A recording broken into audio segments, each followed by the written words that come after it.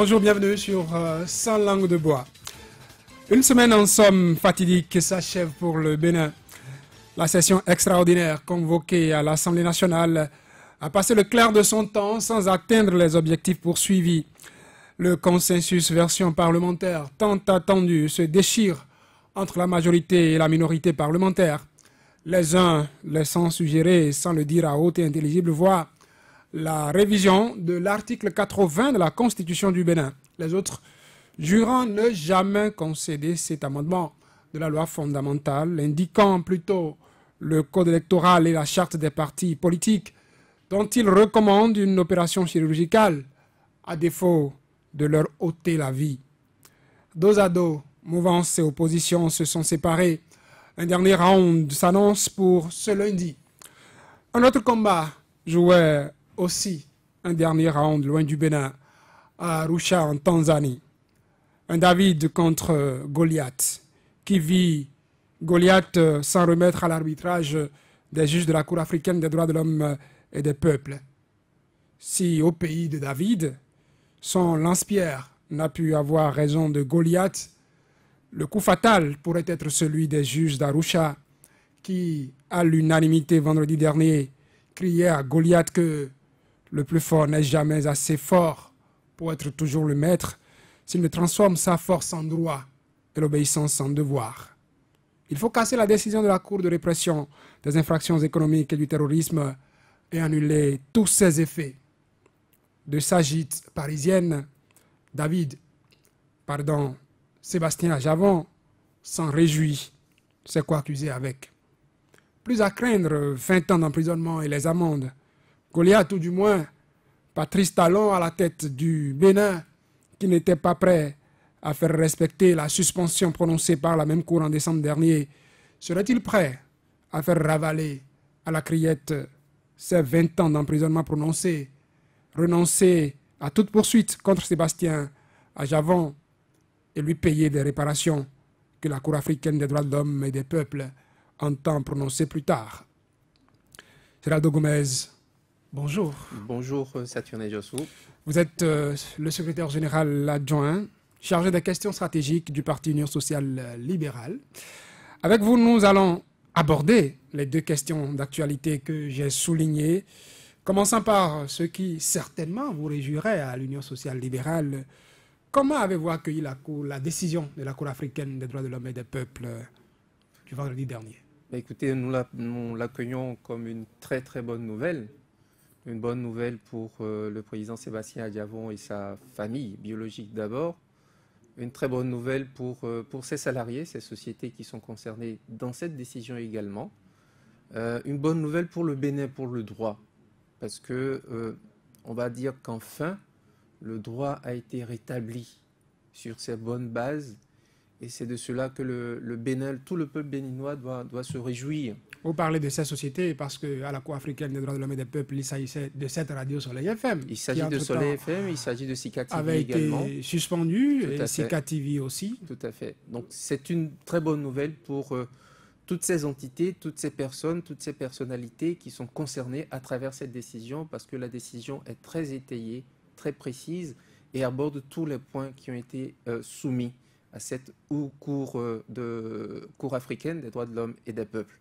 Donc je confirme que c'est une très bonne nouvelle, également pour sa famille politique, puisque cela a des incidences sur la vie du parti politique aussi, puisque comme vous l'avez rappelé, dans la conclusion définitive de la Cour, il s'agit d'annuler la décision de la criette et d'effacer tous ses effets. Donc cela concerne aussi la vie du parti, de l'USL. Nous nous en réjouissons, nous félicitons le président Sébastien Ajavon et ses avocats. Je pense que quelquefois, certains ont pensé qu'ils choisissaient les mauvais moyens, mais le terme auquel nous aboutissons confirme qu'ils sont restés droits avec le président Sébastien Ajavon. Ils sont restés droits dans la bonne ligne, dans la juste ligne, et qui sont allés jusqu'au bout. Félicitations à eux tous. Sébastien Ajavon avait saisi la Cour africaine des droits de l'homme et des peuples, sauf erreur de ma part, depuis février 2017, avant même la décision de la criette qui est d'octobre 2018. Dites-nous, Gerardo Gomez, pour ceux qui n'ont pas suivi, ont eu l'occasion de suivre, qui n'ont pas eu l'occasion de suivre cette session de la Cour vendredi dernier, qu'est-ce qu'il faut retenir des décisions qui ont été prises? Vous faites bien de rappeler que cette procédure a débuté en février 2017, donc bien avant la création de la CRIET. Alors comment est-ce qu'on en arrive à parler de la CRIET à l'occasion de la décision de la Cour africaine des droits de l'homme et des peuples? C'est justement une autre facette de la victoire de Sébastien Adjavon et de ses avocats dans cette procédure. Une affaire entamée depuis février 2017 concernait l'affaire dite de la cocaïne. Elle a commencé quelques mois plus tôt, en octobre 2016, et qui a connu un dénouement le 4 novembre 2016 par un jugement au tribunal de première instance de Cotonou qui a prononcé la relaxe au bénéfice du doute pour ce qui concerne le président Sébastien Adjavon et la relaxe pure et simple pour 2 autres co-accusés et un 4e au bénéfice du doute également. Donc ce qui était soumis à la Cour africaine des droits de l'homme, c'est de reconnaître certaines violations des droits du citoyen qu'est Sébastien Adjavon et des autres co-accusés également. Et les éléments précis ont été fournis à la Cour africaine qui devait donc organiser le contradictoire, avoir les écritures de l'État défendeur, l'État béninois, puisque c'était une affaire contre l'État béninois, pour pouvoir se prononcer.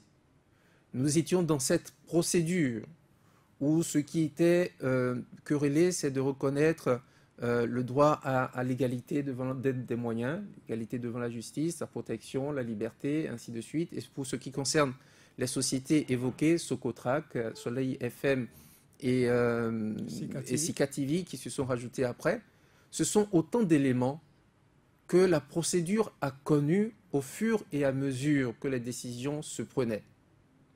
Juste donc à la décision de la CRIET. Ça veut dire que la Cour africaine des droits de l'homme a reconnu avec Sébastien Adjavon que tous les éléments, tous les effets qui sont arrivés après le début de la procédure en février 2017 sont bien corrélés au fond de l'affaire et que c'est une même trame qui se jouait et donc a jugé le tout dans sa décision. Ça, c'est le premier aspect. Ça veut dire que tous les éléments qui ont été présentés, et c'est d'ailleurs les 2 points sur lesquels la Cour a statué dès le départ, et l'État n'a eu de cesse que de contester ces 2 points. L'État voulait que la Cour africaine déclare la requête de Sébastien Adjavon irrecevable et se déclare elle-même incompétente pour connaître de ce qui constituait le fond du dossier. Sur ces 2 points, la Cour africaine des droits de l'homme et des peuples a répondu « La requête est recevable », aussi bien dans ce qui a été présenté depuis le 27 février 2017 que toutes les autres pièces additives qui ont été rapportées pour justifier que la persécution, l'acharnement se poursuivait jusqu'au 18 octobre 2018. La Cour a déclaré que la requête est recevable et qu'en plus elle est compétente pour juger de toutes ces affaires. Donc sur ces 2 points qui constituaient l'essentiel de la défense de l'État, des avocats de l'État, ils ont été déboutés déjà sur ces 2 points. Ils n'ont eu de cesse que de plaider cela, au lieu d'aller dans le fond du dossier. Voilà le premier aspect. Le deuxième aspect, c'est de reconnaître que la Cour, la conclusion la plus importante, c'est d'imposer à l'État béninois d'annuler, on dit bien annuler, la décision de la CRIET, la décision du 18 octobre 2018 contre Sébastien Adjavon, et d'effacer tous les effets liés à cette décision. Je voyais que dans vos propos liminaires tout à l'heure, vous demandiez est-ce que l'État béninois ou le Goliath que vous avez identifié, qui traînait les pas à exécuter la suspension que la Cour africaine avait déjà demandée, allait enfin s'exécuter lorsque la décision devient définitive maintenant. On n'a même plus à se poser la question de savoir s'il va le faire ou pas, il va devoir le faire. Mais pourquoi si par le passé, déjà en décembre, la Cour africaine des droits de l'homme et des peuples a demandé qu'on suspende déjà cette décision et que l'État béninois n'a pas cru devoir s'exécuter. Mais vous rendez bien compte que même si l'État n'a pas cherché à respecter la loi, cela n'a pas impacté la décision. définitive de la Cour africaine. Et désormais, c'est une décision acquise, Ça définitivement acquise. Comme et le cela chien qui s'impose. aboie, qui n'empêche pas la caravane. Mais c'est qui la caravane? d'avancer. C'est peut-être Goliath, la caravane, qui va passer. Mais la décision, elle reste. Elle est immuable désormais. Plus personne ne peut rien y changer. Cela existe. Quelle que soit la colère ou le fiel qui peut sourdre en l'intérieur de quelqu'un, cela existe et s'impose à lui. Plus personne ne peut rien à cette décision. Elle est définitive. On peut tourner dans tous les sens, puisque l'État a envoyé 3 avocats quand même à Arusha pour plaider, pour défendre. Qui n'était pas là vendredi dernier pour écouter le prononcé. Vendredi, c'est le prononcé. Ils n'étaient pas obligés d'être là. Ou même, je pense qu'ils auraient pu avoir au moins la correction d'être là. Mais ils n'ont pas été là, c'est leur choix, personne ne peut les condamner. Mais cela n'en a rien au prononcé. Le prononcé s'impose à eux, puisqu'ils ont eu à plaider, puisqu'ils ont eu à présenter les moyens de l'État, puisqu'ils sont rentrés dans le dossier enfin, et qu'ils ont dénié à la Cour sa compétence pour juger de l'affaire, d'une part, et que d'autre part, ils ont estimé que la Cour devait même déclarer la requête de Sébastien Adjavon irrecevable. Ils ont plaidé. Alors pourquoi est-ce que maintenant que la décision est définitive, et que sur d'autres aspects sur lesquels on reviendra peut-être sur le deuxième sujet que vous avez évoqué, on aime bien dire dans ce pays que la loi c'est la loi, il faut respecter la loi. Mais qui peut aujourd'hui se lever et dire je ne vais pas respecter cette loi-là qui s'impose à nous puisque c'est une juridiction supérieure? À moins qu'on confirme qu'on est définitivement dans un État voyou et à la tête de l'État voyou. Ce n'est pas mon expression, vous vous souvenez bien de qui l'a prononcé. Le Bénin a ratifié les tests qui le lient à la Cour africaine des droits de l'homme et des peuples. À un moment donné, pouvait chercher à se rétracter. Je rappelle encore cette décision du Bénin de ne pas cru devoir suspendre, comme la Cour africaine l'a demandé en décembre dernier. Et donc vous attendez que d'office que... Cela n'honore même pas notre pays de rappeler qu'une décision n'a pas été exécutée. Lorsqu'une autre décision vient à la suite, qui celle-là est définitive, qui confirme tout ce que nous autres nous attendions, ce n'est même pas l'occasion et cela n'honore pas le pays de commencer à évoquer qu'un président de la République n'a pas dû faire exécuter une suspension. Vous n'êtes pas dans une éventualité de voir le Bénin dire « je ne respecte pas cette décision ». C'est qui le Bénin? C'est vous et nous. Parce que ça n'a pas empêché Saka Lafia, le ministre de l'Intérieur. C'est pas que je passe de coq à l'âne, quand l'USL a déposé son dossier pour mise en conformité, de dire que oui, le président d'honneur de l'USL a été condamné à une peine infamante. Le débat a été fait à l'époque et continue de se faire d'ailleurs. Ça n'a pas empêché le ministre de l'Intérieur, membre du gouvernement, de le dire malgré la décision de la Cour de suspendre déjà. Vous faites très bien de rappeler cet épisode parce que cela fait partie de ces comportements de la gouvernance actuelle qui ont été violemment condamnés par la décision de la Cour. Donc s'il continue de répéter cette décision, nous sommes dans la droite ligne de ce qui a été condamné. Cela ne donne pas.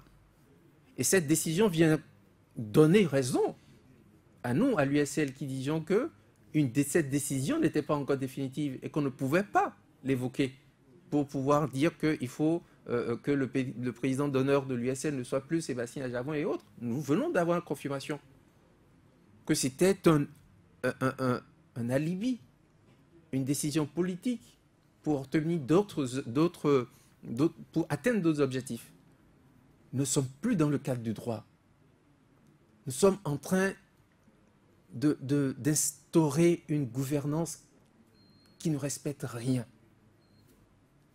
Et si nous nous mettons dans l'état d'esprit d'envisager que les plus hautes autorités du pays ne respectent pas la loi, c'est que nous avons intégré en nous-mêmes que notre état de droit n'existe plus. C'est qui le Bénin? Ce n'est pas Patrice Talon, ce n'est pas Saka Lafia. C'est nous tous. Est-ce que nous sommes en train d'envisager que nous tous, nous allons décider de ne pas exécuter une décision d'une Cour africaine des droits de l'homme et des peuples qui dit que notre peuple a établi des lois et que des gens n'ont pas respecté ces lois-là?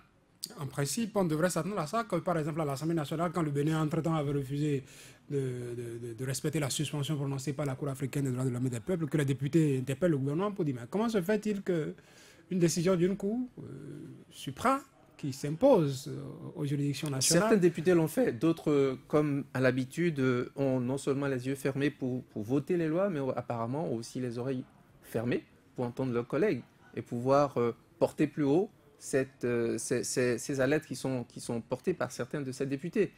On est dans une configuration assez difficile, assez délicate. La décision globale prise par la Cour africaine des droits de l'homme est assez importante. Elle remet en cause l'existence même de la criette. Elle remet en cause même, sur deux aspects. La décision dit que la criette n'est pas compétente pour connaître à nouveau de l'affaire dite de cocaïne, de trafic international de drogue. Non pour l'expression latine, je ne sais pas si je fais bien, une affaire déjà jugée et classée. C'est une affaire jugée et classée. Et la Cour a argumenté, et en disant que non seulement la décision a été rendue le 4 novembre 2016, mais que l'État fait valoir qu'il y aurait un appel fait par le procureur général qui daterait du 26 décembre 2016.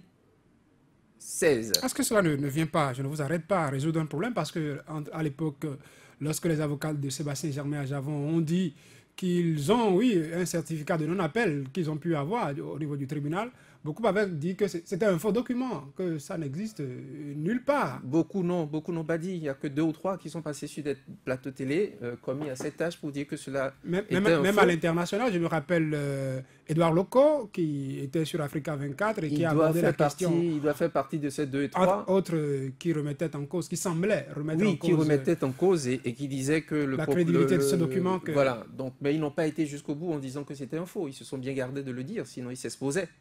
Ils s'exposaient à des poursuites. Ils n'ont pas osé. Ils ont suggéré cela, mais ils prétendaient qu'il y avait un appel fait par le procureur général et qui daterait du 26 décembre 2016. La Cour africaine disait et la Cour africaine ne peut que prendre les éléments que chaque partie n'avait pas été notifié. Puisque l'appel, je reprends, hein, la Cour africaine n'avait qu'à prendre en compte les éléments que chaque partie lui proposait. L'État défendeur lui a dit qu'il y a un appel. La Cour africaine a étudié cette information. Vous nous avez présenté un document d'appel. La Cour africaine précise que cela n'a pas été fait dans les termes, dans les normes reconnues par nos propres tests au Bénin, notre code de procédure. 1. 2. Que cela imposait aussi la notification au requérant, en l'occurrence M. Sébastien Adjavon, et que cela n'a pas été fait non plus. Et que le fait de notifier au requérant, c'est cela qui confirmait les charges qui étaient portées à son encontre et qui justifiait que la procédure puisse continuer.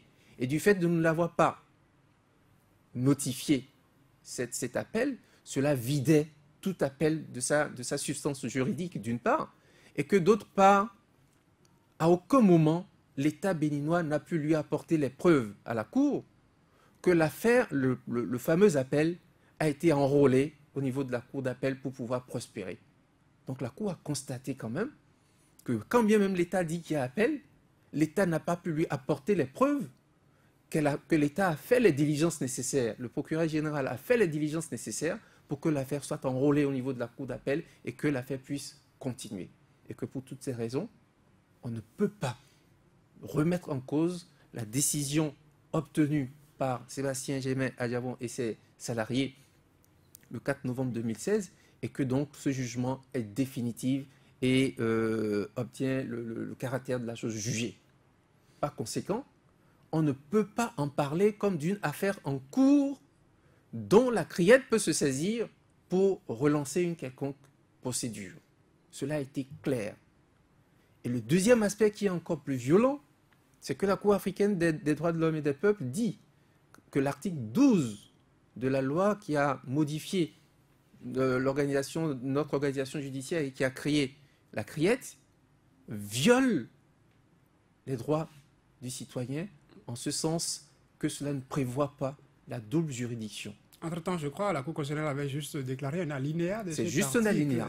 Mais ici, contraire à la Constitution. La Cour parle de tout l'article 12 qui viole le principe de double juridiction et qui, en matière pénale, est une imposition pour que celui qui a été condamné, et en l'occurrence à 20 ans de prison, ne puisse pas refaire juger l'affaire éventuellement pour qu'on en connaisse et des faits et des points de droit pour pouvoir aller plus loin. Que cela est une flagrante violation des droits du citoyen. Est-ce que ça, en quelque sorte, c'est pas une première qui ouvrirait d'autres voies à ceux qui ont déjà été condamnés par cette cour? Absolument. Et ceux qui sont dans l'attente d'être condamnés et de comparaître devant cette cour? Absolument. Et je crois que la raison voudrait que ceux qui ont créé ce monstre-là le fassent disparaître le plus tôt. Et que ceux qui sont en prison, condamnés par cette cour aussi, soient relaxés.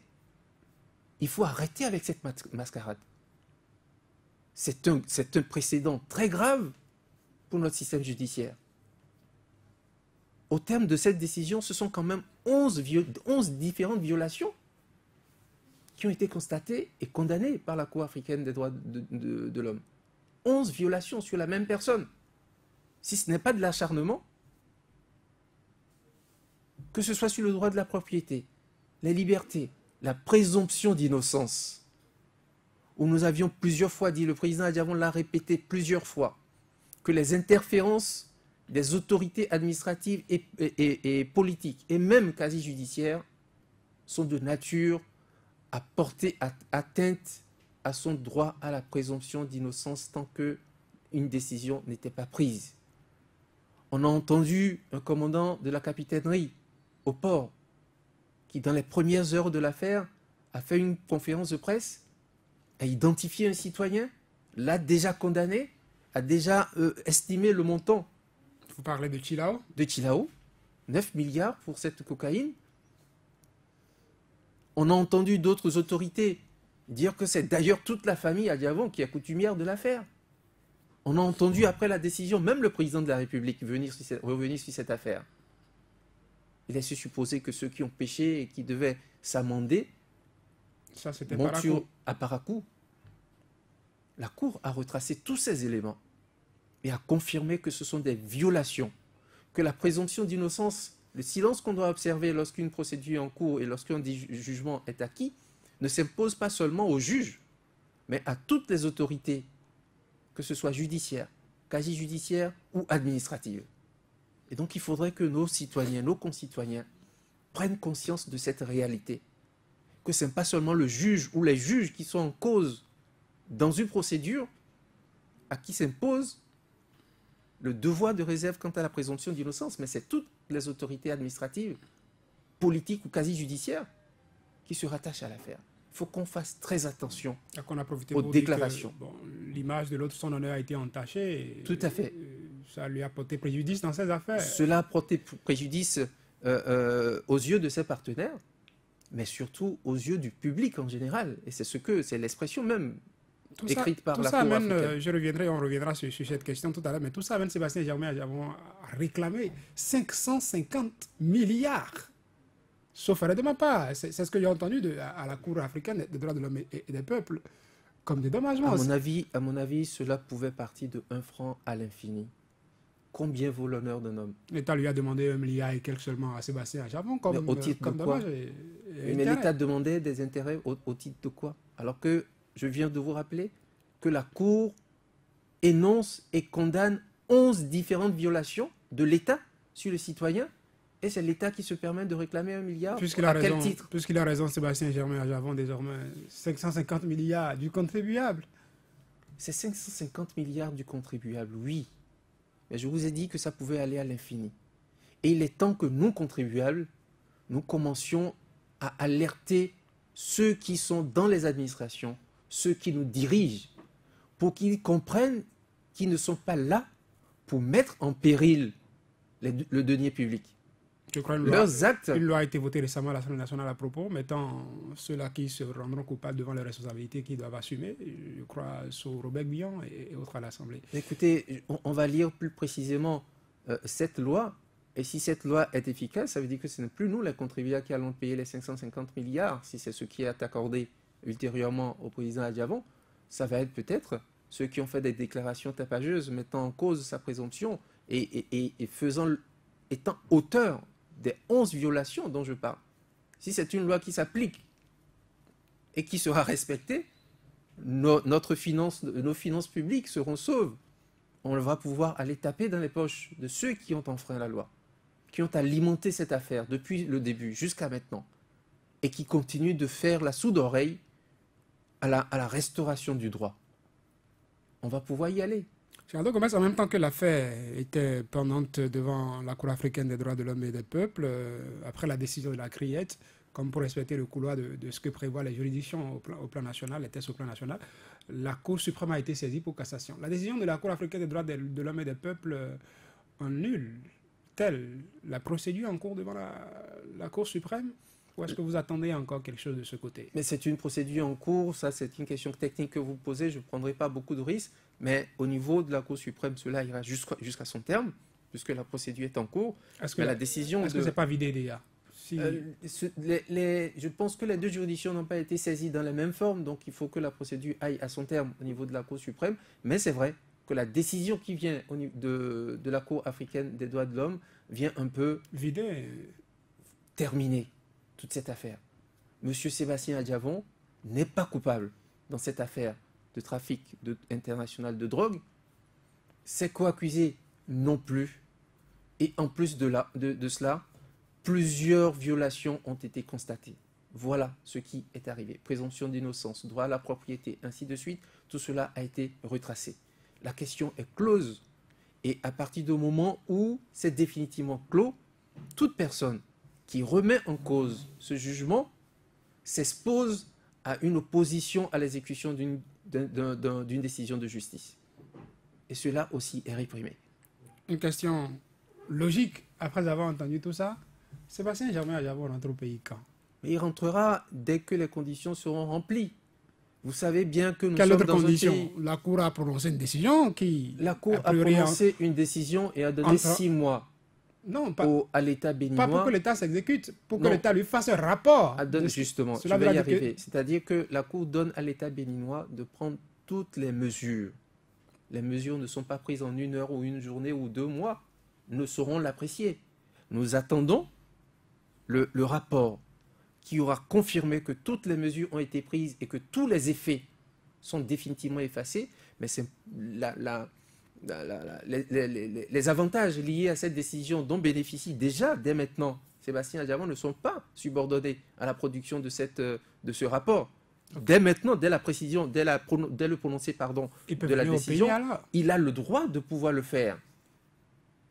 Alors s'il ne le fait pas, il faut se poser la question objectivement de savoir pourquoi un citoyen qui va jusqu'au niveau de la Cour africaine des droits de l'homme et qui obtient gain de cause ne peut pas encore faire respecter le droit dans son pays. Sommes-nous dans un État aussi voyou que cela? L'État est-il devenu aussi voyou que des décisions qui reviennent d'une instance aussi élevée ne puissent pas être automatiquement prises en compte? Ce sont des questions douloureuses qu'on se pose. Oui, à partir de cette décision, M. Sébastien Adjavon a le droit de venir dès aujourd'hui dans son pays. Mais objectivement, Goliath, vous l'avez dit, il est 7 à terre sur cette affaire, mais nous savons dans quel pays nous sommes. Vous craignez... Mais qu'il le veuille ou non. D'autres affaires? Pas d'autres affaires, mais toujours à l'entêtement, à l'image que chacun a de lui-même, pour ne pas renoncer à l'erreur dans laquelle il est objectivement et visiblement empêtré. Que faut-il encore comme décision pour dire arrêtez cette mascarade? Cela ne rime à rien. C'est grossier. C'est manifestement grossier. Un sachet que tout le monde connaît ici qui vient du Brésil, retrouvé à l'entrée d'un conteneur, tout le monde a compris que c'est grossier. On a suivi la procédure jusqu'au bout. Décision, jugement rendu en novembre 2016. Absence d'appel de tous côtés. On découvre par enchantement un appel qui n'est même pas enrôlé. Le président Adjavon, ici même au Bénin, introduit une autre affaire, une autre procédure pour dire à partir du moment où les tribunaux de mon pays m'ont relaxé, ça veut dire que c'est quelqu'un d'autre qui a quand même mis ce produit dans mon conteneur. Et je veux connaître celui-là. Cette procédure est en cours. Parce qu'il voulait qu'on lève le doute. Non seulement parce qu'il voulait qu'on lève le doute, mais parce que quand même c'est normal que quand on fait des déclarations pour dire on veut faire de ce pays qui était réputé jusqu'à une date récente une plaque tournante et qu'on veut arrêter cette image, on découvre quelque chose, le tribunal dit c'est pas celui que vous m'avez présenté et plus personne ne bouge pour dire on va quand même chercher celui qui a fait ça puisqu'il y a un produit qui a été constaté là. Personne ne bouge. Et c'est celui qui a été accusé qui fait la démarche, et c'est l'État qui prétend faire monsieur propre, qui empêche que la vérité se manifeste. Allons chercher s'ils veulent bien, à moins qu'ils connaissent déjà la personne et qu'ils ne veulent pas que d'autres sachent. Il faut arrêter définitivement cette affaire. Et elle est arrêtée sur le plan juridique. Elle est arrêtée sur le plan du droit. Monsieur Sébastien Adjavon, comme nous le disions depuis le début, n'a rien à voir dans cette affaire. Et en voulant coûte que coûte la lui mettre sur le dos, on en enfreint à plusieurs droits essentiels de sa personne, de ses droits à la propriété, ainsi de suite. Et cela va coûter cher à ceux qui l'ont fait. J'allais demander, on pouvait s'attendre à cela. C'est vrai que j'ai parlé de l'Assemblée nationale où on pouvait s'attendre à ce que les députés interpellent le gouvernement. Quand il s'agissait de la suspension, on a vu l'État béninois ne pas cru devoir respecter cette suspension demandée par la Cour africaine des droits de l'homme et des peuples. Pourquoi à l'USL, au cabinet du président Sébastien Germain Adjavon, vous ne saisissez pas, entre autres, la Cour constitutionnelle pour constater qu'il y a une décision là qui doit être respectée par le Bénin et que le Bénin ne respecte pas et que donc on viole la Constitution? Pourquoi vous ne saisissez pas la Cour constitutionnelle? Vous n'avez pas confiance? Parce que vous dites une décision est là pour faire cesser de façon juridique toute poursuite contre Sébastien Germain Adjavon, annuler la condamnation, tous ses effets, en attendant donc les réparations, mais que objectivement, le citoyen Sébastien Germain Adjavon ne se sent pas en sécurité pour rentrer au pays. Est-ce qu'il ne faudrait pas saisir des juridictions pour faire constater qu'il y a une violation de la Constitution? Nous revenons de la Cour africaine des droits de l'homme. Donc ce n'est pas à des juridictions nationales qu'on ne ferait pas confiance. C'est parce qu'on a constaté que des étapes ont été franchies sans que le droit soit dit. Et donc nous épuisons toutes les voies possibles. Et encore là, quand vous évoquez la Cour constitutionnelle, je voudrais vous rappeler qu'il faut faire confiance au conseil du président Adjavon. Ils ont démontré au bout de la procédure que toutes les voies qu'ils ont empruntées jusqu'ici sont des voies bien étudiées, qu'ils ont présenté les moyens qu'il fallait et que l'objectif visé a été atteint. Le droit a été dit. Donc, en temps et en heure, ils choisiront les moyens qu'il faut à nouveau pour faire respecter le droit.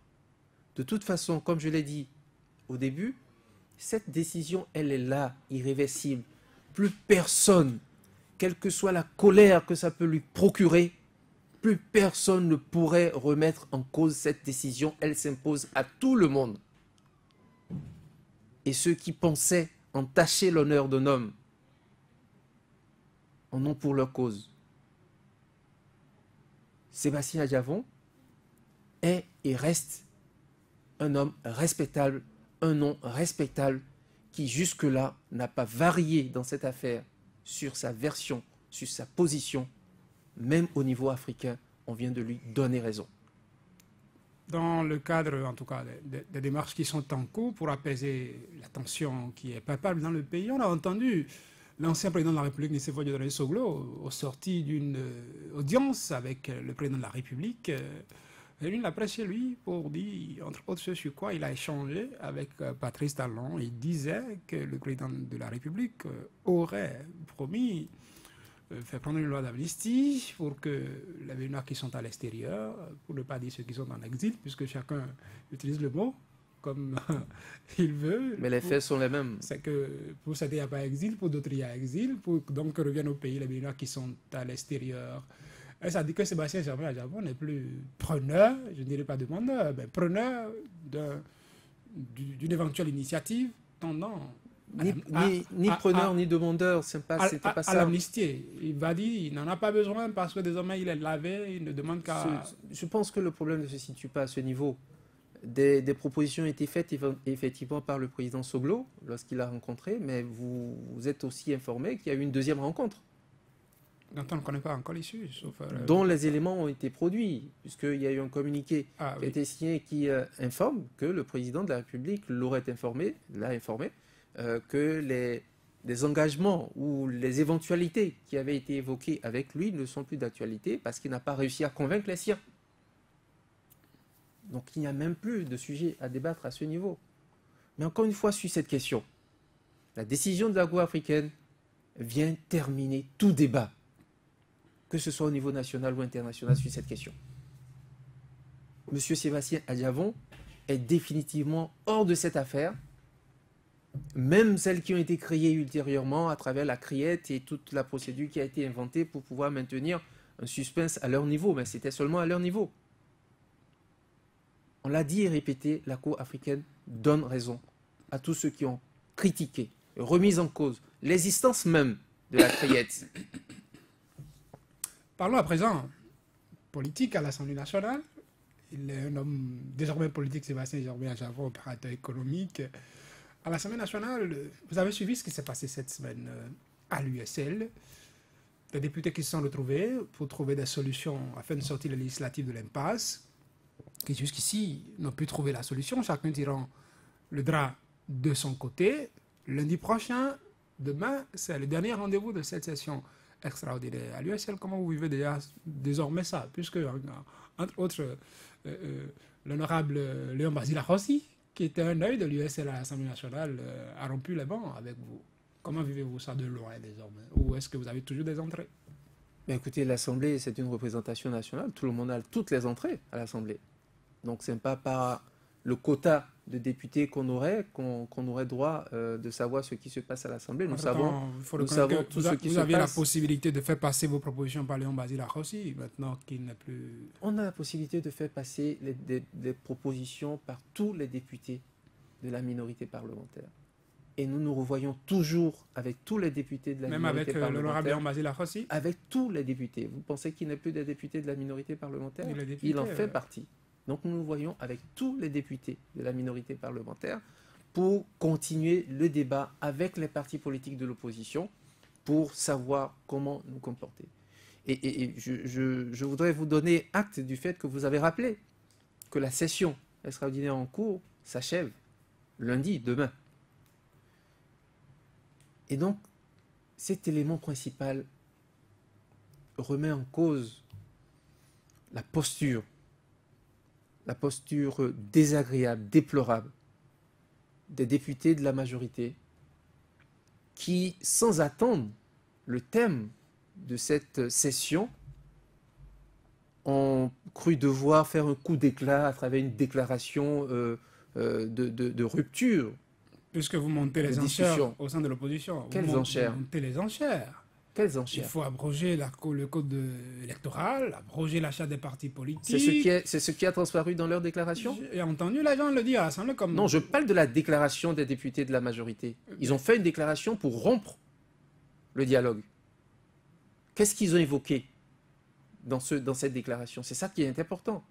Ils ont fait une déclaration qui est intervenue vendredi soir, alors que la session doit être clôturée lundi seulement. Puisqu'ils attendaient les députés de la minorité et puis ils ne venaient pas. Qui vous a dit que les députés ne venaient pas? Les députés étaient encore à l'Assemblée? On a entendu l'honorable Jean-Michel Abimboula l'a dit, même si par la suite, on était sur nos antennes déclaré qu'ils étaient à l'Assemblée nationale pendant la déclaration. Éric Ntete, premier vice-président de l'Assemblée, qui vous dit que ce que M. Abimboula dit ne correspond pas à la réalité. Comment est-ce qu'on peut jouer avec la paix sociale, avec autant de facilité? Les députés se sont retrouvés dans le bureau du président de l'Assemblée. Ce n'était pas en session, ni en commission, ni à quelque autre endroit, instance reconnue. C'est dans le bureau du président de l'Assemblée nationale pour poursuivre les échanges afin de tomber d'accord sur les tests à soumettre à la commission. Les députés qui représentaient la minorité ont été surpris de voir que c'est exactement les trois mêmes propositions qui étaient sorties depuis le début avec la révision de la Constitution proposée par les députés de la mouvance. Les trois propositions à savoir, réviser la charte, réviser le code électoral sur certaines dispositions, enfin, ça s'appelle loi dérogatoire complétive et modificative sur ces deux premiers tests, et la modification de l'article 80 de la Constitution qui n'est pas une proposition de l'opposition. Donc les deux premières sont de l'opposition. Les deux premières sont inspirées de l'opposition, puisque au moment où le processus a commencé, le président André Ngouédi avait demandé à chaque parti politique de faire un mémorandum, de proposer par écrit ce qu'il souhaitait voir modifié. Les deux partis jumeaux du président de la République ont écrit pour dire qu'ils n'avaient aucune proposition à faire. Donc bien évidemment, les propositions sur la charte, les propositions sur le code électoral, ce qui a transparu dans ces deux propositions présentées, l'essentiel venait de l'opposition. Qui a proposé Mais de l'article 80? Mais c'est les députés de la mouvance. Il faut qu'on arrête de tourner autour du pot. Ils ne l'ont pas assumé publiquement. Allez leur demander pourquoi ils n'assument pas. Il faut qu'on arrête de jouer avec la paix sociale. La proposition de révision de la Constitution n'a jamais été une proposition de l'opposition. C'est un moyen de chantage. Est-ce que ce n'était pas une proposition de fait que l'opposition aussi refusait d'assumer, vu qu'on n'est plus dans les... On est en train Je vous dis, de sortir des délais. Les propositions écrites des partis de l'opposition et des autres partis, il y en a eu 7 au total qui ont fait des propositions. Il y a 10 partis politiques qui sont concernés. Quand le président Adrien Ngouédi a demandé des écrits, 10 partis sont concernés. 7 ont fait des propositions. Les 3 qui n'ont pas fait des propositions, c'est d'abord le PRD. Parce que le président Adrien Ngouédi a estimé que, étant désigné comme, entre guillemets, médiateur, son parti ne devait pas faire des propositions pour ne pas être juge et parti. Ce que nous estimons louable de sa part. Il n'en demeure pas moins qu'il fait partie des députés qui ont voté. Ça, c'est un autre problème. C'est un autre problème. Je parle de la procédure pour trouver un consensus. Dans cette procédure, il y a 10 partis qui devaient faire chacun des propositions. 7 ont fait des propositions. 3 n'en ont pas faites. Et j'explique que parmi ces 3, il y a le PRD qui a choisi délibérément de ne pas en faire, non pas parce qu'il n'en avait pas. Il y a le Bloc républicain, il y a l'Union progressiste. Juste pour pouvoir sauvegarder la position du président qui jouait le rôle de médiateur. Et puis, il y a l'Union progressiste et le Bloc républicain qui ont choisi de ne rien envoyer comme proposition, mais ils l'ont exprimé par des courriers. Alors, comment se fait-il que, quand vous prenez les 7 propositions dont je parle, puisque les écrits existent, vous ne trouverez dans aucune de ces propositions une proposition de révision de la Constitution. Donc ne revenez pas dire que c'est la... Gomez, les propositions du genre, il faut dissoudre la Sénat, il faut faire ceci... Cela n'est contenu dans aucune proposition, dans aucun écrit. À l'Assemblée nationale. Ne faisons pas de la politique seulement avec les déclarations. Il a été demandé de faire des propositions. Les propositions concrètes existent, elles sont écrites. Sortez-nous une seule proposition de l'opposition dans laquelle vous lirez que l'opposition s'est mise d'accord pour demander de dissoudre l'Assemblée, d'enfermer les gens de la Sénat, ni quoi que ce soit. Ce n'est pas des propositions de l'opposition. Comme de la même façon, vous disiez tout à l'heure que la mouvance présidentielle qui est rentrée dans les débats sans rien proposer et qui a fini par nous faire du chantage avec la révision de la Constitution, c'était quelque chose du genre, nous sommes prêts à réviser la charte et le code électoral si vous nous faites le plaisir de dire enfin, sous notre mandature et avec le président Talon, nous avons fini par toucher cette Constitution que vous refusez tant de toucher. C'est devenu un fait de guerre pour eux que de toucher à la révision à la Constitution. Pouvoir chanter quelque part, nous avons pu le faire avant de partir, on dirait que c'est un jeu d'enfant. Alors que la situation est grave. Il faut trouver que ce n'est pas pertinent, réviser ce n'est ni pertinent ni intelligent.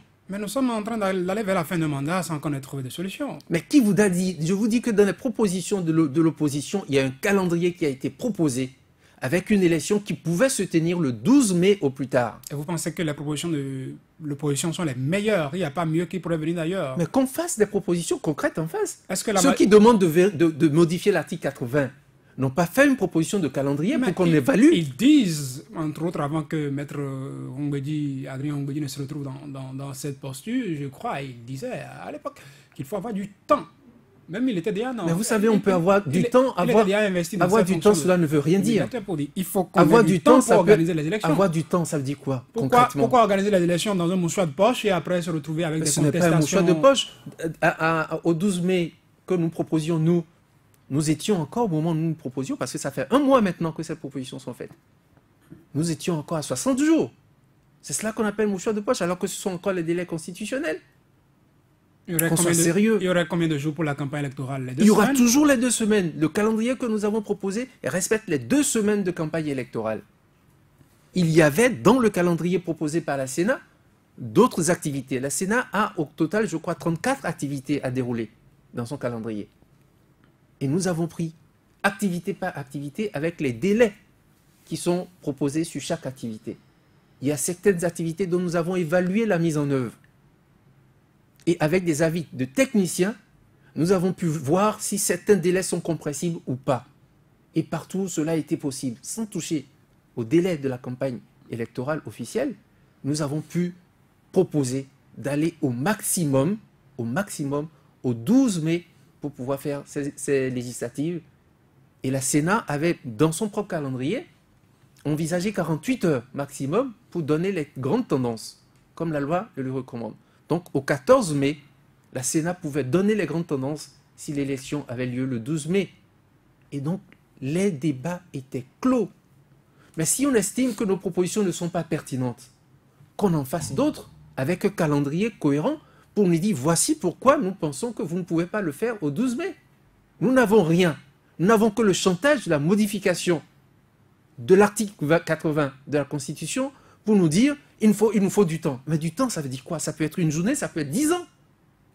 Qu'on soit concret. Si lundi, Gerardo Gomes, les députés se retrouvent à l'Assemblée nationale et s'entendent pour donc modifier la charte des partis politiques, le code électoral, est-ce que le délai que vous avez proposé pour qu'on tienne les élections le 12 mai, le délai est toujours là? Est-ce qu'on peut toujours le respecter? Est-ce qu'on n'est pas déjà sorti de ce schéma-là que vous avez proposé? Nous ne sommes heureusement pas encore sortis de ce schéma. Parce que nous avons prévu des flexibilités. Il est encore possible de le faire. Et en réalité, je voudrais qu'on reconnaisse à l'opposition sa grande disposition à sortir de la crise. Parce que pour nous, la crise est créée par une décision administrative, une décision politique d'ailleurs. Laquelle? Celle de confisquer les certificats de conformité des partis concernés. C'est vous qui le dites? Les autres vous diront je le confirme. Que vous ne voulez pas vous mettre en conformité. Je le confirme qu'ils le disent. Quand ils disent qu'on ne veuille pas se mettre en conformité à quoi? Quand nous exigeons notre certificat de conformité, c'est parce que nous avons la certitude de nous être conformés aux lois que nous-mêmes nous jugeons mauvaises. Mais il faut quelqu'un pour arbitrer. Si le ministre de l'Intérieur arbitre et dit que vous n'avez pas... Ce n'est pas le ministre qui arbitre, M. Diossou. Nous ne sommes pas un pays où tout est sens dessus-dessous. Ce sont des techniciens qui travaillent au ministère de l'Intérieur et qui étudient les dossiers de chaque parti. Ce n'est pas le ministre seul qui reçoit tous les dossiers de tous les partis et qui, tout seul, dans son bureau, étudie les dossiers. Ce sont des techniciens. Et ce sont des béninois. L'avis du ministre n'est pas celui des techniciens.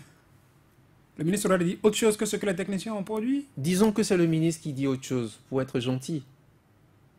Laissons dire que c'est le ministre qui dit autre chose. Mais si nous réclamons nos certificats de conformité, c'est parce que nous avons déposé des dossiers qui sont conformes, que nous avons reçu des observations auxquelles nous avons satisfait totalement.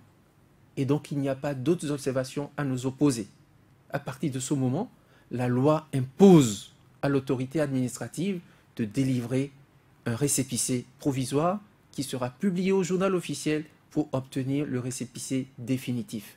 Voilà ce qui est prévu. Donc, quand nous nous réclamons, c'est parce que nous avons travaillé et que nous avons produit les dossiers.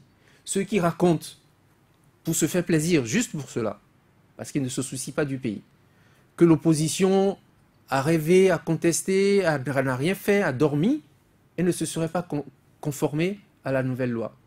Remarquez que ceux-là, leur parti a été créé par leur père, le père des jumeaux, les 1er et 8 décembre 2018.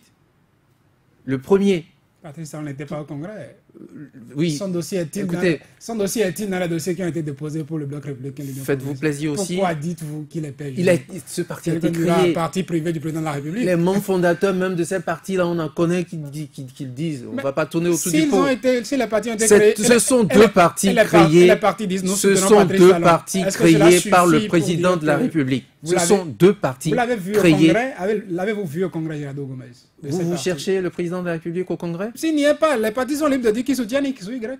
Oui, ils sont libres de le faire. Quand ils vont dire qu'ils soutiennent Sébastien Adjavon, vous allez dire que ce sont des partis jumeaux de Sébastien Adjavon? Ah ben non, mais je remarque surtout que quand c'est le cas, on dit soit c'est le président Adjavon qui a acheté ou alors ainsi de suite. Ça, c'est possible de le faire. Quand même, on ne le voit pas. Mais quand il s'agit du président de la République qui a créé ces deux partis, on demande à ce qu'on donne une photo de sa présence lors des congrès avant de dire que c'est lui qui l'a créé. Attendez les photos toujours, mais ce n'était pas ça mon sujet. C'est de dire que ces partis ont été créés les 1er et 8 décembre 2018. D'accord? Ce sont de nouveaux partis. Nous, à l'USL par exemple, nous avons fait notre congrès de mise en conformité le 15, c'est-à-dire une semaine après le deuxième jumeau. Une semaine. Et nous avons déposé nos dossiers, les nôtres, c'est-à-dire les tests. Rien n'a changé dans ces tests-là. Il n'y a que les membres fondateurs, dont on a demandé désormais 15 par commune, que nous avons fournis, en précisant au ministre de l'Intérieur que nos tests n'ont pas changé, que les organes n'ont pas changé, c'est-à-dire que tout ce qui a permis au ministre de nous donner notre récépissé déjà de 2003, et rien n'a changé. Non, pas de 2003. Bien sûr, puisque le récépissé que nous avons reçu est souché sur la charte de 2003. Voilà, de 2003. Je comprends la précision que vous vouliez faire. Du congrès. Je précise mes propos alors. Le récépissé que nous avons est un récépissé qui est basé sur la charte de 2003. Voilà. Et c'est clairement écrit. Donc nous rappelions au ministre que les documents que nous lui rapportions n'ont pas changé. Donc il a moins de travail à faire puisque nous n'avons rien touché. C'est ce qui lui a permis de nous donner notre récépissé. Ce qui a changé, c'est les membres fondateurs. Et nous les avons déposés juste une semaine après les deux jumeaux. Donc, qui apparaissait? Eux qui ont voté la loi depuis le 26 juillet 2018, ils ont attendu les 1er et 8 décembre 2018 pour créer leur parti. Il faut un temps pour l'accouchement. Oui, mais nous aussi, vous parlez bien d'accouchement, c'est juste, surtout pour des jumeaux. Mais nous qui existions déjà, nous sommes allés déposer nos dossiers juste une semaine après eux, justement pour qu'on ne vienne pas nous dire que nous étions dans un délai trop loin de ceux du président de la République et qu'on justifie de cela pour nous dire que nous n'avions pas droit aux documents. Mais voilà que nous qui existions déjà et qui n'avons fait aucune modification, comparé à des gens qui viennent d'être créés et dont on doit étudier les tests, statuts, règlements intérieurs, politique générale, ainsi de suite, de chacun de ces deux partis, étudier leurs membres fondateurs. À eux, on a pu faire tout ça, et à nous qui existions, et dont les papiers ont déjà permis d'obtenir le récépissé, on nous dit qu'on n'a pas travaillé. Mais ça ne répond à aucune logique. Et que ces députés qui racontent ça à longueur de plateau ou de micro arrêtent d'insulter l'intelligence. Cela ne répond à aucune logique. Girado Gomez, s'il y a l'Assemblée nationale demain, il n'y a pas longtemps, sinon, puisque vous êtes de cette opposition, oui. De vendredi à aujourd'hui, qu'est-ce qui a évolué? Est-ce que vous avez revu un peu votre position? Est-ce que vous avez... Nous n'avons pas une position à revoir. Nous avons annoncé notre position dès le départ. C'est qu'il n'y aura pas d'élection sans l'opposition. Vous ne variez aucunement. Écoutez, je disais tout à l'heure que notre problème est notre certificat de conformité qui a été imposé de façon... Est-ce que ça concerne l'Assemblée nationale? Mais écoutez, c'est ça le vrai problème. C'est cela le vrai problème. Nous disons que ce qui peut lever le blocage, c'est une décision politique. Mais on a fait semblant de ne pas voir la décision politique. Et on nous dit qu'il faut prendre une voie parlementaire, une voie législative pour régler. Et c'est cela que je disais qu'il faut reconnaître à l'opposition sa disposition à sortir du blocage. Parce que nous aurions pu rester bloqués sur le principe que, à problème politique, il faut trouver une solution politique. Nous avons accepté de rentrer dans la démarche législative pour sauver la face de l'institution président de la République. C'est pour sauver la face de l'institution président de la République que nous avons accepté de rentrer dans la démarche qu'il a tracée. Et nous sommes rentrés dans la logique. de trouver une solution législative. Mais ça ne veut pas dire que c'est au Parlement que ça doit se trouver. C'est entre les partis politiques et proposé au Parlement pour validation. Mais les députés ont estimé qu'il fallait confisquer aussi là le débat pour pouvoir décider entre eux. Parce qu'ils savaient qu'ils sont majoritaires et qu'ils mèneraient le débat comme ils le souhaitent. Ils ne peuvent pas faire de proposition à l'entame de la procédure. Et pendant la procédure, ils élèvent des blocages, allant jusqu'à la révision de la Constitution, dont ils savent que ça a toujours posé problème au Bénin depuis 1990. Et ils estiment que c'est lorsque nous sommes déjà dans un blocage électoral qu'il faut rajouter un autre blocage. Cela répond à quelle logique? Cela répond à quelle sincérité? Ceux-là sont-ils dans la recherche de la paix sociale? Nous sommes dans une difficulté, et pour résoudre la difficulté, ils veulent rajouter une difficulté qui a toujours été difficulté ici au Bénin, réviser la Constitution. Vous ne variez donc pas votre position? Vous ne pouvez pas dire, au terme de ce que je viens de dire, que nous ne varions pas notre position. C'est eux qui doivent varier leur position en disant, s'ils veulent... Quand on va au dialogue, on est prêt à concéder quelque chose. Mais nous avons déjà concédé de rentrer dans une démarche législative. Nous avons concédé. Si on ne changeait pas de position, c'est qu'on resterait à dire, donnez-nous notre certificat de conformité. On a dit, ok, vous voulez une démarche législative? Allons-y. Et nous avons fait des propositions. Ils n'en ont même pas faites. Et au terme de tout ça, on dit à l'opposition, ne change pas de position. Non. Regardons les faits et apprécions-les. Gérald Gomes, nous allons ouvrir l'antenne aux auditeurs. Une question certainement qui pourrait venir, je vous la pose, avant peut-être qu'un auditeur vous la pose. L'USL, vous êtes toujours de l'opposition? L'USL est l'opposition. Comment ça? Depuis le... Où mettez-vous force qu'on lui point Bénin émergent, restaurer l'espoir et les autres? Pourquoi ils sont aussi l'opposition. Ils sont aussi l'opposition. Ce que je veux dire, c'est que l'USL est l'opposition. L'USL n'a pas attendu les FCBE pour être l'opposition, encore moins restaurer l'espoir.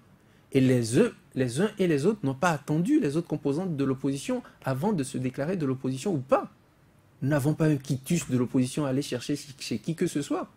Et quand, en novembre 2016, le président Adjavon déjà se déclarait prendre ses distances avec la gouvernance actuelle, vous ne saviez pas combien, en dehors du Parti communiste du Bénin, étaient officiellement encore dans l'opposition. Donc on ne vient pas nous poser cette question. La poser, c'est une injure. Il y avait les forces Coripoint Bénin émergents qui étaient d'office aussi de l'opposition. Hein? Pas d'office. Vous vous souviendrez qu'aux premières heures, les 6 premiers mois, de la gouvernance du président Talon, il y avait une sorte de délai. De grâce. Ce n'était pas normal pour qu'on ne dise pas que... Moi, je ne dis pas que c'est anormal. Vous posiez la question de savoir s'ils étaient d'office de l'opposition. Eux-mêmes l'ont dit à un moment donné, que ce n'est pas une question d'être d'office ou pas. Que quelqu'un vient d'arriver au pouvoir, ils accordent une période de grâce pour voir où est-ce que la personne va. Et au bout de cette période, chacun a pris ses responsabilités. On n'a pas attendu les uns et les autres pour déclarer quoi faire. Donc on a besoin de quitus à aller chercher chez personne. Ce dernier jour, concernant cette position-là. On entend dire, on lit des écrits comme quoi l'USL... Qui a écrit cela? Vous en connaissez les auteurs? Nous sommes au pays des rumeurs qui deviennent vraies. Écoutez, je pense que l'une de ces rumeurs disait qu'avant la fin de la semaine, il y aurait une déclaration d'appartenance à la mouvance. Je pense que la semaine se termine. Peut-être aujourd'hui ou dimanche, c'est le premier jour. Peut-être que vous êtes ravisé à l'USL pour dire, bon, désormais, on ne fait plus la déclaration, on ne sait pas. Vous êtes là, donc l'USL est désormais... Donc vous faites partie des rumeurs, puisque vous êtes dans des peut-être. Moi, je suis là pour... Est-ce que vous êtes là pour constater... Pour vous remonter ce qui se dit. Vous constatez... Pour que vous éclairez. Est-ce que vous constatez que la semaine est terminée? La semaine est en train de s'achever. Est-ce que vous avez entendu une déclaration de l'USL? Pas jusqu'ici, en tout cas. Donc, Dame Rumeur n'a qu'à nous préciser de quelle semaine il s'agit. Comme il s'agit de rumeurs, on va le laisser à leurs responsables qui n'ont même pas la force de s'afficher. Quand on fait de la politique, on la fait avec probité. Quand on fait de la politique, on assume sa position. Quand on fait de la politique, on ne joue pas de ruse, surtout en période sensible. Ceux qui veulent en rajouter à la difficulté en auront pour le compte. Vous savez, on ne pêche pas contre toute une nation impunément. Ça rattrape toujours. Ceux qui sont à l'origine de telles intoxications, on s'est tu, on a juste fait nos clarifications, nous avançons. nous avons des positions claires. Nous sommes un parti légaliste, nous sommes un parti cohérent, nous prenons des décisions qui engagent le parti et qui sont dans l'intérêt supérieur de la nation. Tout ce qui vient en contradiction avec cela nous trouvera sur son chemin. Mesdames, Messieurs, vous attendez certainement à ce moment où il vous est permis d'intervenir dans cette émission, poser vos préoccupations à notre invité Géraldo Gomez, secrétaire général adjoint, chargé des questions de stratégie au sein du parti Union sociale libérale que nous recevons ce dimanche. L'antenne est désormais à vous, j'allais dire plutôt. 64 44 02 44, 64 44 02 44 ou le 66 75 72 72, 66 75 72 72 pour vos interventions. Mohamed Yamini à la régie, à la technique vous accueillera et vous mettra en direct. Il me signale qu'il y a déjà quelqu'un en ligne. Bonjour. Bonjour, monsieur le journaliste. Oui, bonjour. Zachary Egouleti. Zachary Egouleti qui nous appelle d'où ce matin? Depuis PK10. Depuis PK10, non, c'est mercredi alors. Oui. Vous avez l'antenne. Première question, monsieur l'invité. A-t-on besoin de réviser l'article 80 de la Constitution pour délivrer le quitus fiscal aux ayants droit et d'annuler le certificat de conformité? N'estimez-vous pas que toutes les sensations qui se passent là relèvent du pur dilatoire? Troisième question, par rapport à la Cour africaine des droits de l'homme. Première décision, non respectée. Deuxième décision, on ne peut pas conclure. Le Bénin dispose-t-il de moyens efficaces pour ne pas respecter la loi internationale? Monsieur l'invité, à quoi peut-on s'attendre dans 6 mois en cas de non-respect de cette disposition, de cette nouvelle décision? N'est-ce pas là encore une façon de dire que la Cour africaine des droits de l'homme est un tigre en papier? Merci.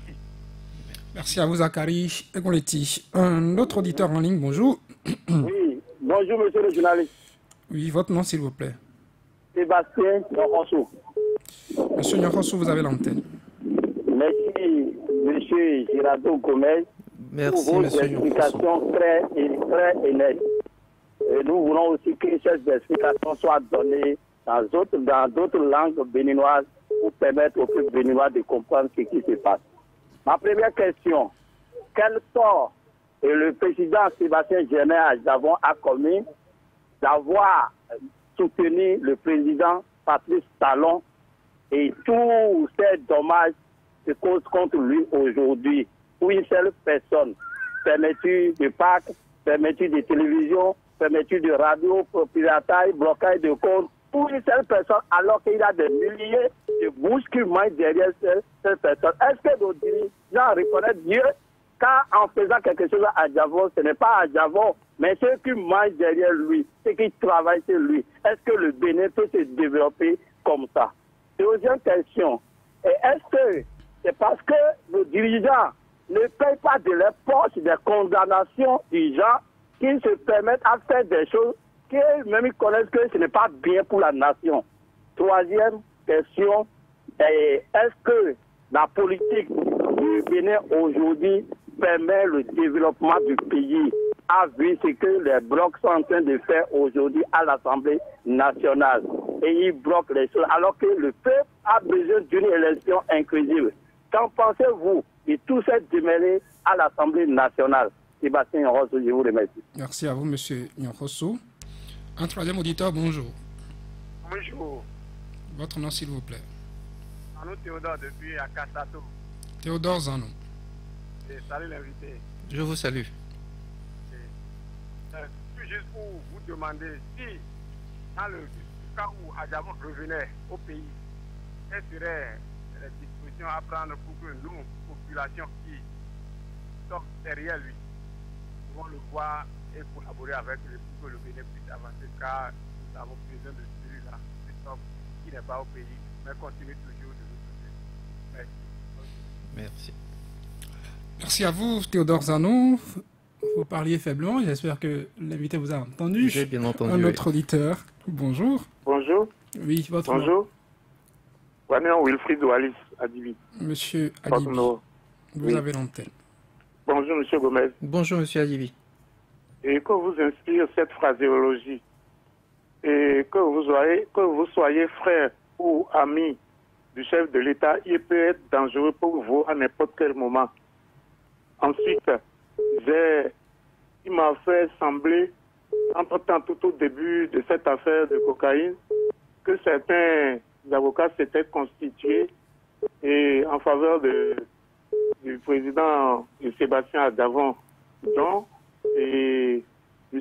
Alain Orula. Qu'est-ce qu'il est devenu?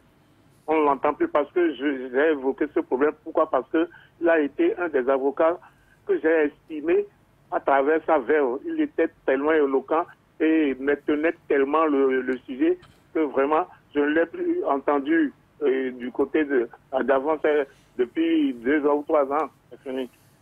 Je veux savoir ce qu'il est devenu. Merci. Merci à M. Wallis Adibi, un 5e auditeur. Bonjour. Auditeur en ligne, bonjour.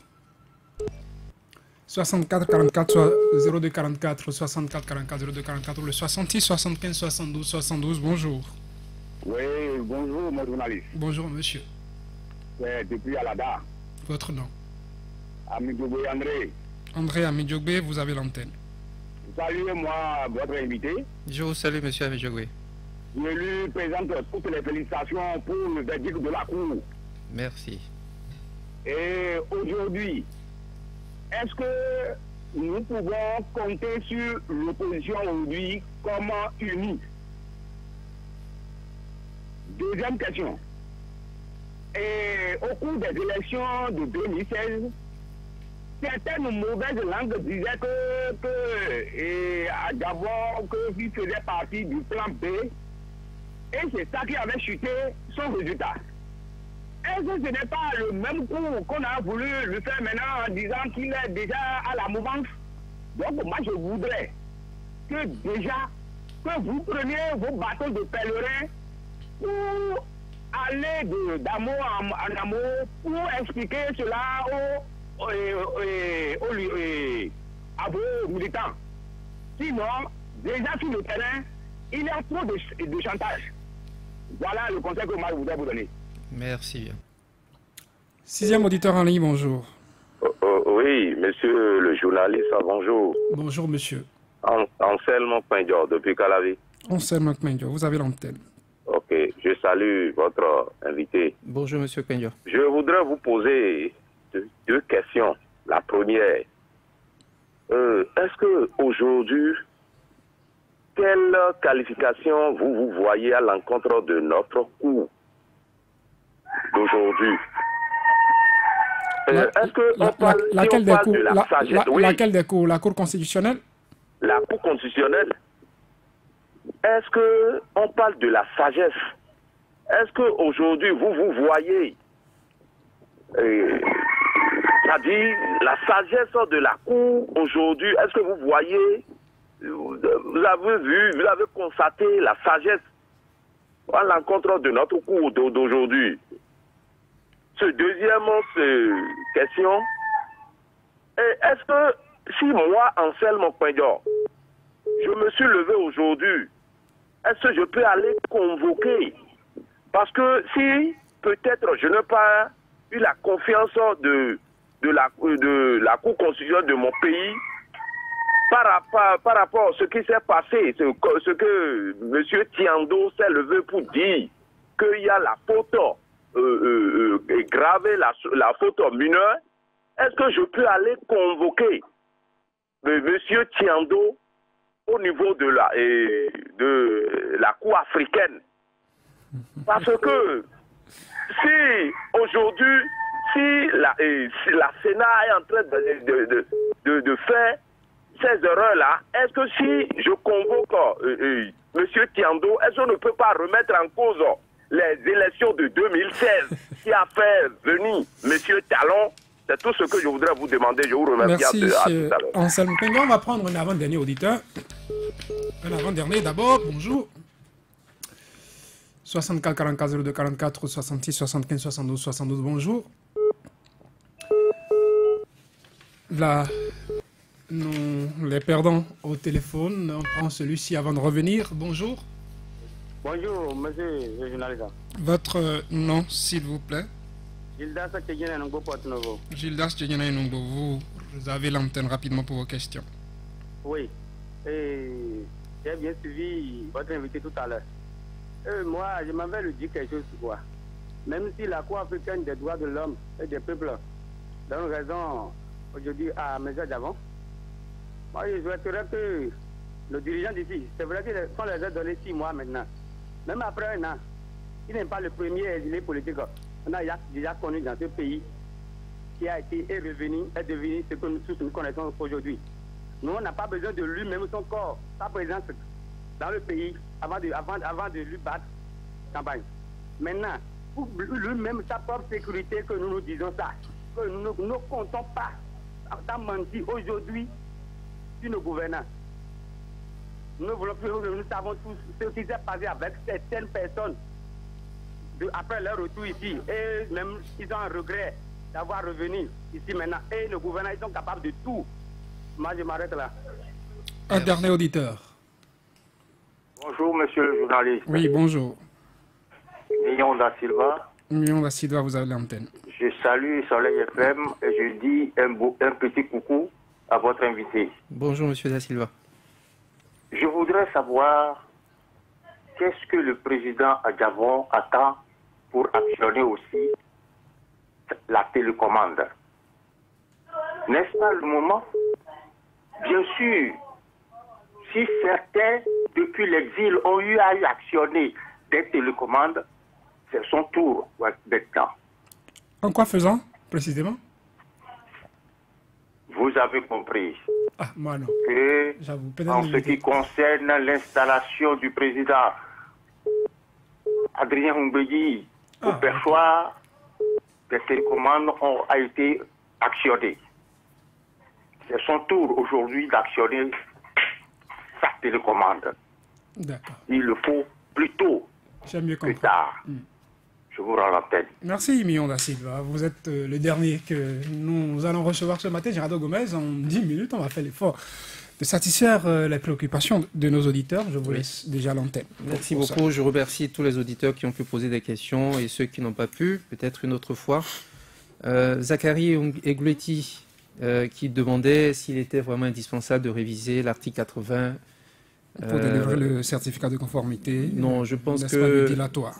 Tout ça, c'est effectivement du dilatoire. Je l'ai dit lors de l'émission, la révision de la Constitution en son article 80 n'est vraiment pas indispensable. Il s'agit surtout, nous sommes dans un contexte où la CEDEAO nous permet, au bout d'un consensus, de pouvoir trouver une voie de sortie. On n'est pas obligé de passer par la révision de la Constitution pour y aller. C'est du chantage politique pour juste ne pas avancer dans le choix qui a été fait. Ce sont des députés qui, avec la situation qui se présente à eux, de la mouvance, je veux dire, qui se voient déjà revenir à l'Assemblée dans un fauteuil. Et donc, retourner dans un cadre de négociation où on remet l'opposition, ça les met en danger. Et donc, c'est presque normal, presque humain, mais ce n'est pas responsable, ce n'est pas logique, ce n'est pas honnête de mettre des propositions telles que celle-ci dans des négociations. Le Bénin a-t-il des moyens de faire respecter la décision de la Cour africaine des droits de l'homme et des peuples? À quoi peut-on s'attendre Le premier moyen que le Bénin a, c'est d'avoir signé ce traité. Donc cela nous engage, à nous, peuple, en tant que Bénin, en tant que peuple, ce n'est pas les dirigeants seulement, de rappeler notre signature, si elle a encore de la valeur. C'est aussi simple que ça. Cette décision-là s'impose à tout le monde, qu'on le veuille ou non, on ne pourra plus revenir là-dessus. Même dans 1000 ans, on ne reviendra plus là-dessus. C'est acquis définitivement. Cela ne servirait à rien de tergiverser dans sa mise en œuvre. Alors, Sébastien Yonkosu demandait, je pense que c'est plus des réflexions et des contributions. Oui, évidemment, ce serait bien que nos administratifs et nos dirigeants payent de leur poche les fautes qu'ils commettent si on arrive à estimer que c'est fait intentionnellement. Parce qu'on peut faire des fautes dans l'exercice de sa fonction, ça arrive à tout le monde. Mais quand des gens prennent des décisions tout en sachant que c'est en violation flagrante avec notre droit et que cela implique des conséquences financières pour le pays, il faudrait qu'ils le supportent de leur poche, je pense que ça va limiter déjà beaucoup de choses. Et effectivement, la politique telle qu'on la voit aujourd'hui à l'Assemblée, avec la posture des députés et autres, évidemment que cela ne sert pas le développement. On ne pense qu'aux intérêts personnels. Il faut qu'on garde notre siège à l'Assemblée, il ne faut pas qu'on soit renvoyé, ainsi de suite. Et donc, on ne rentre pas dans la logique d'apaiser la société. C'est effectivement ce à quoi nous sommes en train d'assister au niveau de l'Assemblée. Les députés de la mouvance qui sont rejetés, ils le savent, par les populations. Et donc, le seul moyen pour eux de retourner à l'Assemblée, c'est d'être nommés par celui qui a créé les deux partis auxquels ils appartiennent. On n'a qu'à sortir un décret. Économisons 14 milliards pour organiser les élections.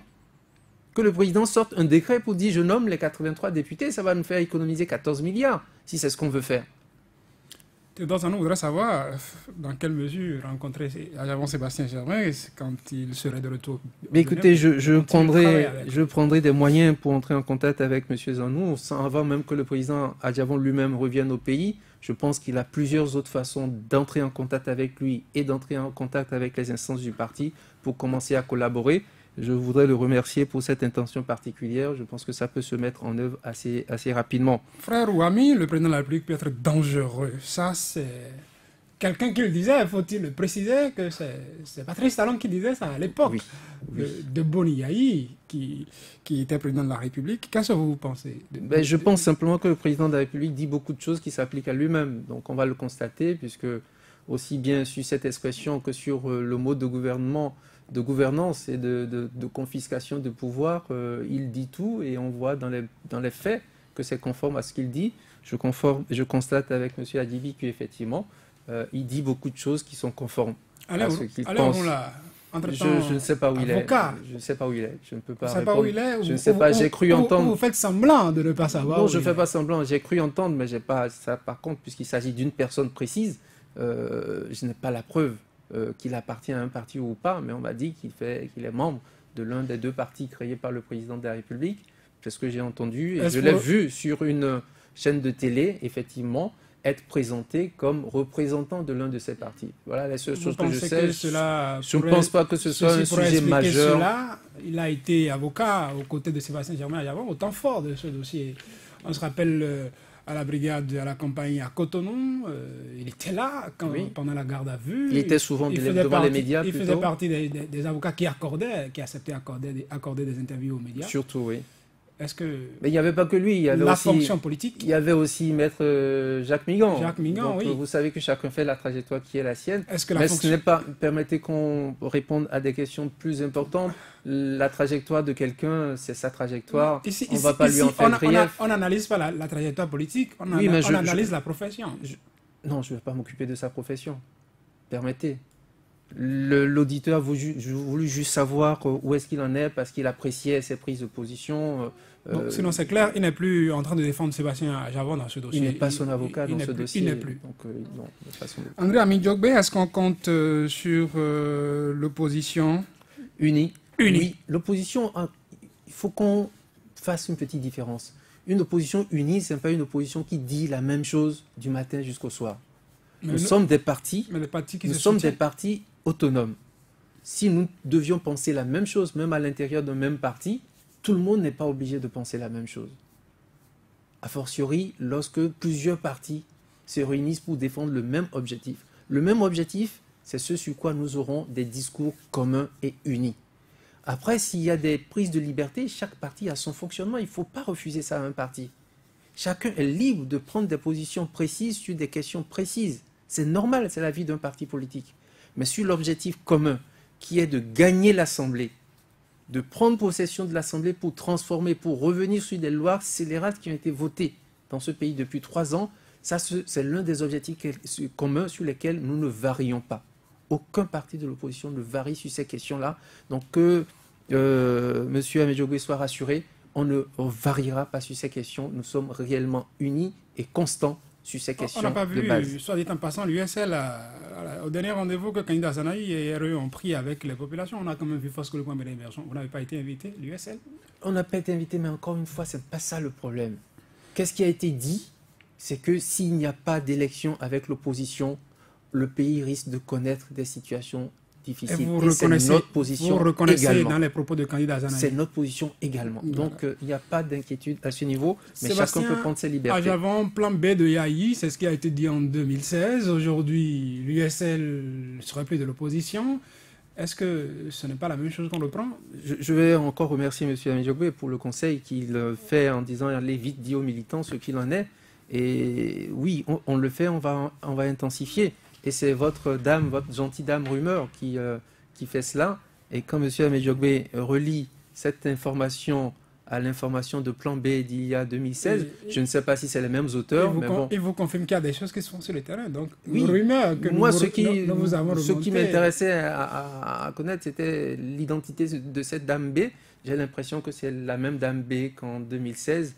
On va traiter ça de la même façon et de façon plus accélérée. Si elle a fait des dégâts en 2016, il vaut mieux prendre ça en compte déjà maintenant. Mais nous avons grandi et nous avons d'autres moyens désormais, c'est-à-dire un parti qui existe et qui est sur le terrain et qui fait le travail de contre-attaque.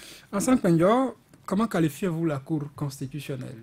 La sagesse est-elle toujours dans les rangs? Oui, il y a 7 sages à la Cour constitutionnelle et ça, quand il posait la question, m'est revenu à l'esprit la définition de M. Robert Dosso, l'ancien bâtonnier, ancien président de la Cour constitutionnelle, qui dit qu'avant de rentrer dans les habits de juge constitutionnel, il y avait 3 paramètres à posséder. Il y a la culture historique, il y a la culture juridique, certes, mais il y a aussi le volet constitutionnel, c'est-à-dire la partie de la possession de la chose constitutionnelle. Donc c'est ça, à mon avis, d'après lui, qui a présidé à cette institution, qui doit constituer la sagesse du juge constitutionnel. Je n'ai pas les moyens, ou peut-être pas le temps, d'apprécier sur chaque membre de la Cour constitutionnelle actuellement ces 3 paramètres pour voir ce qu'on peut en penser. Mais c'est vrai que les décisions... Le fait l'affront de dire qu'ils ne sont pas sages, qu'ils n'incarnent pas cette sagesse. Je n'irai même pas jusque-là.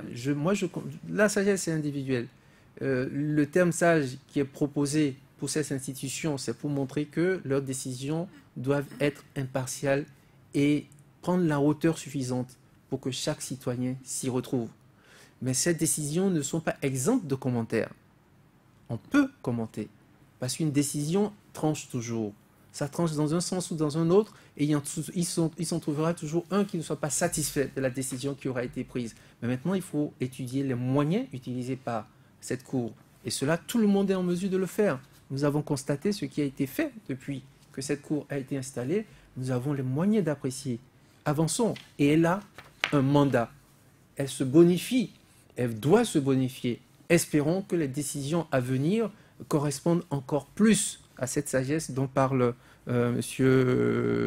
Pendior. Ensemble, Pendior, une autre de ces questions qui m'a fait sourire, est-ce qu'il a les moyens, lui, d'aller convoquer Emmanuel Tiano devant la Cour africaine des droits de l'homme et des peuples? Oui, et oui. Vous pensez que la Cour peut connaître de ces questions? Il faut que chaque citoyen, enfin, pas cette question précise, mais ce que je voulais dire... On a les droits de l'homme et des peuples. Hein. Je veux dire que chaque citoyen a les moyens de saisir tous les moyens de droit, toutes les voies de droit, qui sont disponibles. Sébastien Adjavon ne l'a pas fait parce qu'il est président d'honneur d'un parti ou président du patronat. Non, c'est parce qu'il est citoyen et qu'il a estimé que ses droits en tant que citoyen ont été violés. Donc chaque citoyen qui estime que ses droits sont violés a la capacité d'explorer toutes les voies de droit qui sont en sa possession. Les citoyens n'ont peut-être pas les moyens, comme Sébastien Adjavon, d'avoir Arrêtez des de conseils. Parler de moyens. Ce n'est pas une question de conseil, c'est une question de droit. Que vous soyez riche ou pauvre, le droit est fait pour tout le monde. Il faut bien argumenter. Si vous estimez, il faut d'abord connaître ses droits. Il faut d'abord connaître ses droits. Si vous n'êtes pas conscient que vous pouvez aller jusqu'à tel niveau, vous n'irez jamais. Et si on vous cache que vous avez la possibilité de le faire, évidemment, vous allez penser que c'est seulement ici que vous pouvez bouger. Mais non, chaque citoyen a le droit de faire respecter ses droits. Si cela n'a pas été respecté au niveau des juridictions nationales, il a le pouvoir de passer à un niveau supérieur. Donc c'est bien possible, M. Pendior. C'était un conseil. C'était un conseil, et je le remercie du conseil. Tout peut se faire sans la présence physique du président Adjavon. Et quand il sera là, on pourra pouvoir accélérer les choses. Donc je prends très bien le conseil, on en fera bon usage. Enfin, pour la télécommande, je cherchais aussi des précisions, mais il a M. Da Silva a parlé de l'élection du président de l'Assemblée nationale en 2015 au perchoir. Les télécommandes auront fonctionné. Mais je pense que le président Mbeki lui-même avait dit que les deux télécommandes, ni l'une ni l'autre, n'étaient vertueuses et qu'il fallait envisager une autre façon de faire la politique 4 ans après. Je remarque que nous sommes encore au même niveau et donc il faut envisager les moyens qu'il faut pour rétablir l'état de droit tout simplement. Donc pour en vous, tout état de cause pour nous... Pas de télécommande. La télécommande pour nous c'est désormais l'USL. Nous n'allons pas nous laisser faire. Il n'y aura pas d'élection législative au Bénin sans l'USL. C'est cela que nous allons actionner. Il n'y aura pas d'élection législative sans l'opposition. Il n'y aura pas d'élection législative sans l'USL. Et nous sommes sur le terrain pour cela, parce que nous sommes dans notre droit, parce que nous avons respecté toutes les lois. Même quand nous estimons que ces lois sont mal faites, nous nous sommes conformés à toutes les lois pour avoir le droit de participer à ces élections législatives.